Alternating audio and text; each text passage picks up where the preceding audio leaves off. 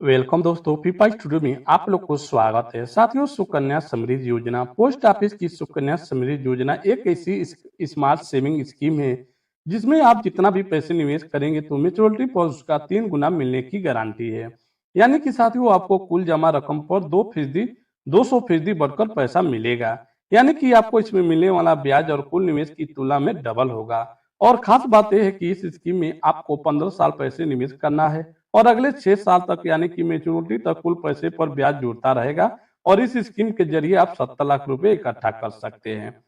और साथियों, सुकन्या समृद्धि योजना में अभी ब्याज दर 8.2% सालाना मिल रहा है। और इस स्कीम में एक फाइनेंशियल ईयर में अधिकतम 1.5 लाख रुपए सालाना जमा कर सकते हैं। नहीं तो आप छोटी रकम मान के चलिए 250 रुपए जमा कर सकते हैं। और इस योजना के लिए हर माता पिता को सिर्फ 15 साल तक बेटी के नाम पर निवेश करना होता है, जबकि खाते की मेच्योरिटी समय 21 साल है। यानी कि 15 साल के बाद बचे हुए 6 साल के दौरान 15 साल के क्लोजिंग बैलेंस पर 8.2% के सालाना के हिसाब से ब्याज मिलेगा। और 21 साल बाद मेच्योरिटी पर पूरी रकम आपको मिल जाता है। साथियों, देख लेते हैं 15 साल में जितना पैसे जमा करेंगे तो उस पर 3 गुना फंड मिलेगा कैसे। साथियों, सुकन्या समृद्धि योजना में अभी के समय में 8.2% सालाना ब्याज मिल रहा है। और अगर आप सालाना निवेश 1.5 लाख रुपए जमा करते हैं तो आपको 15 साल में 22,50,000 रुपए जमा हो जाता है।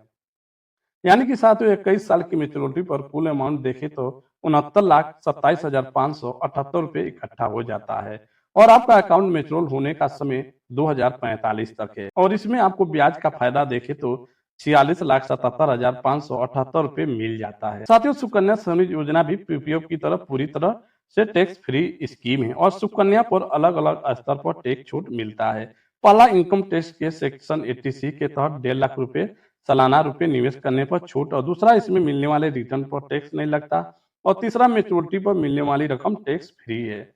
साथियों, क्या मेच्योरिटी के पहले पैसे आप निकाल सकते हैं? तो साथियों, देख लेते हैं। बेटे की उम्र 18 साल होने पर उसकी शादी के लिए मेच्योरिटी के पहले 50% तक पैसे निकाला जा सकता है। और इसके अलावा अकाउंट शुरू होने के 5 साल बाद कुछ परिस्थितियों में मेच्योरिटी के पहले पैसे निकाला जा सकता है, जैसे कि खाता धारक की अचानक मृत्यु होने पर, अभिभावक की मौत होने पर, नहीं तो खाता धारक को गंभीर बीमारी होने या अकाउंट जारी रखने में असमर्थ होने पर पैसे निकाला जा सकता है। दोस्तों, इन्फॉर्मेशन अगर आप लोग को समझ आया होगा तो चैनल को सब्सक्राइब जरूर कर ले। थैंक धन्यवाद।